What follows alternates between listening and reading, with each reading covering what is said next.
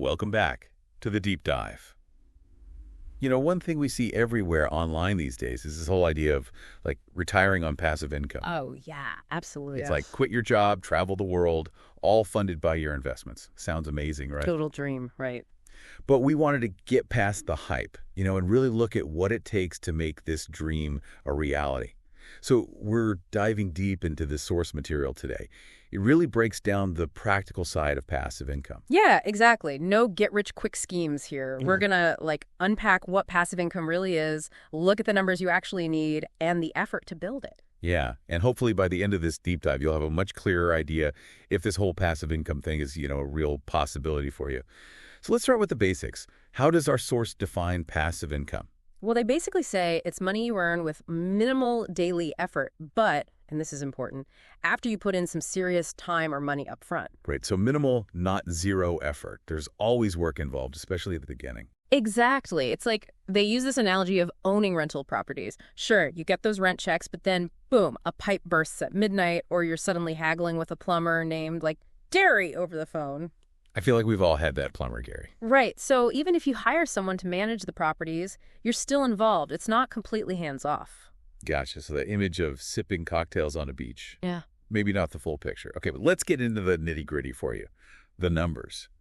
Our source uses this goal of $60,000 a year in retirement, which, breaks down to $5,000 a month. Yeah, $5,000 a month. Not bad, right? Definitely helps with those beach cocktails. But how do different passive income streams stack up against that goal? Let's start with dividend stocks, which are always a hot topic. Right. And here, what's interesting for you is the sheer amount of money you need to invest. The source says a diversified portfolio of dividend stocks, spread across different companies, might give you an average yield of about 4% a year. And just to clarify for you, dividend yield means how much a company pays out in dividends compared to its stock price. Exactly. So to make that $60,000 a year at 4%, you'd need, wait for it, $1.5 million invested. Yeah, you heard that right, $1.5 million.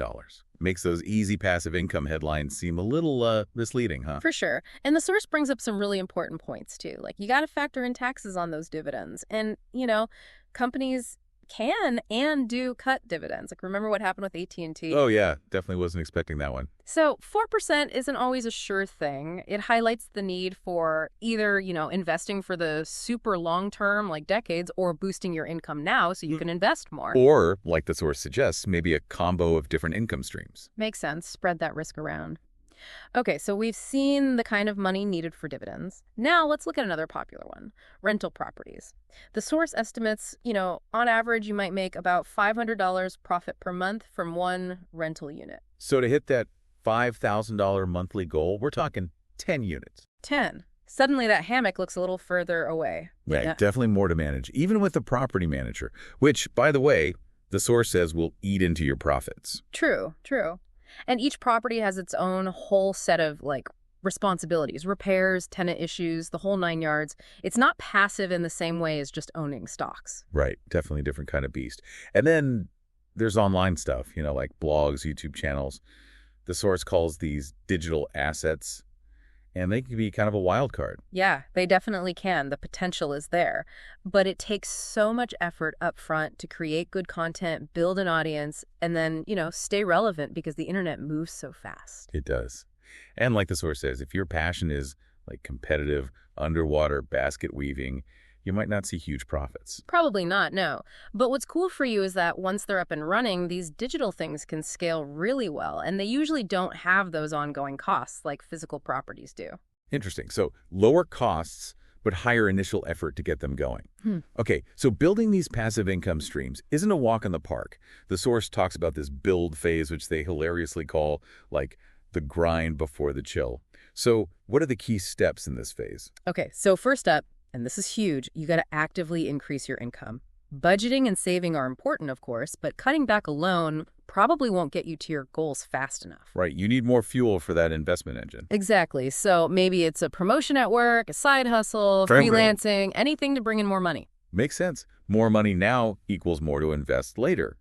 And then step 2, the source says, is to reduce expenses. Absolutely. The less you need to spend each month, the lower that passive income target becomes. As they say, frugality might not be glamorous, but it's a powerhouse. So true. Every dollar you save now is a dollar less you need to earn passively later. And step 3, the source says, is to invest aggressively. Yeah, really put that money to work. They mention all sorts of options like stocks, real estate, online businesses. But the key, they stress, is to reinvest any earnings. Like a snowball effect, right? Yeah. Your investments grow, then those earnings get reinvested, and it keeps building. Exactly. Now, of course, we can't talk about investing without talking about risks. The source is pretty upfront about those, too. Like market volatility. Stocks go down, companies cut dividends, even real estate can fluctuate. And this is where that whole long-term mindset really comes in, right? Absolutely. And they give this really practical advice for you. Have a cash cushion, like 1 or 2 years worth of living expenses in cash or bonds. That way, if the market takes a dip, you don't have to sell your investments at a loss. That's such a smart safety net. What other risks do they highlight for you? Well, inflation is a big one. What $60,000 buys today might not be enough 20 years from now. So ideally, your passive income streams should grow over time, too. Like those dividend growth stocks or rents that can be adjusted. Yeah, exactly. And for you in the U.S., they specifically mention healthcare costs. If you're retiring before Medicare kicks in, those costs can be huge. You got to plan for those. No kidding.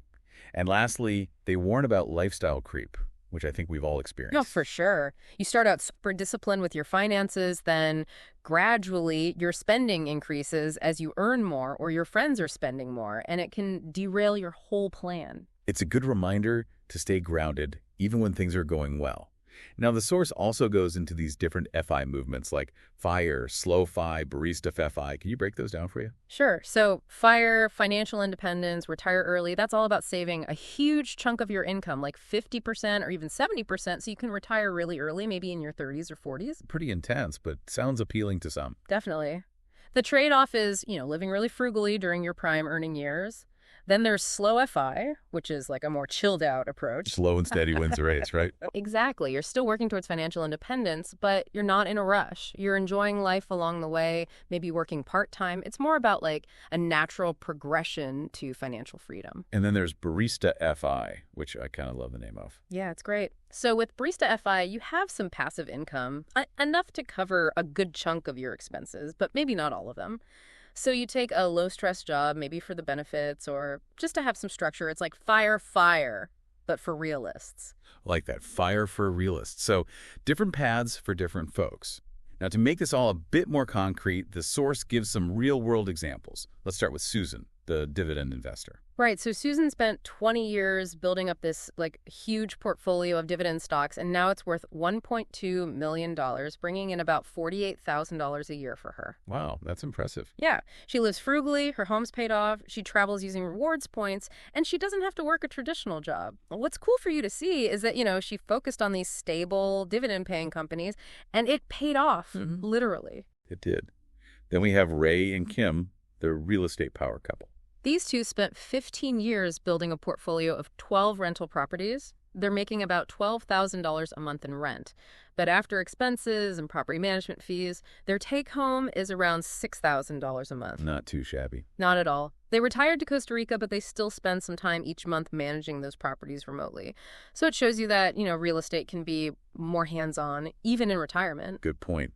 And then there's Alex, the YouTube whiz. So Alex focused on building digital assets. He spent about 3 years creating content for his YouTube channel, and now it's making around $5,000 a month for him through ads and sponsors. From YouTube? That's amazing. It is. He still works on it about 10 hours a week, so it's not like, he's totally hands-off. But what's great for you to see is that he's earning money doing something he loves, and he's in control of his time. Love that.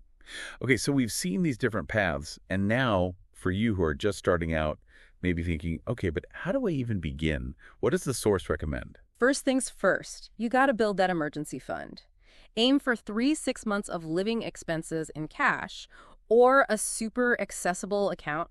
Like they say, it's my fridge just died and I don't want to sell my stocks at a loss fund. Essential.